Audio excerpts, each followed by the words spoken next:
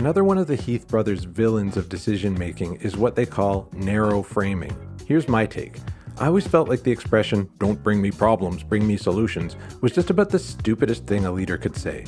First off, isn't it a leader's job to help to, lead people through solutions to difficult problems? Maybe more importantly, it feels like an attempt to force people to expedite a decision. And what's the easiest and most defensible way to expedite a decision? Probably to artificially frame it as a go, no-go scenario. Are we going to do X or not do X? Or maybe if we're lucky, it's a slightly more creative, are we going to do X or are we going to do Y? And in my experience, the conditions for decision making in boardrooms are so bad that to a senior manager, the idea of bringing multiple options to the board as opposed to a done deal ready for approval is like a living nightmare. But what's the point of a board? For my take, listen back to episodes 3 and 51. I don't think any of us would answer that the point of a board is just to be an approving machine.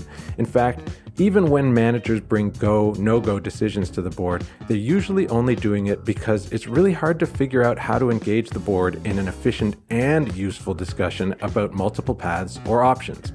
But the fact is that virtually every decision truly does have multiple paths or options beyond yes and no.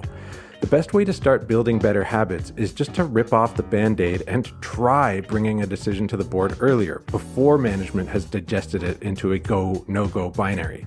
Give them a chance to help you narrow it down and provide varied perspectives. Whatever part of the discussion goes well, say out loud that it was good and try to recreate those conditions again in the future. Whatever goes poorly, say that out loud and try to avoid those conditions in the future. Whatever you do, don't just relapse back into your old narrow framing habits.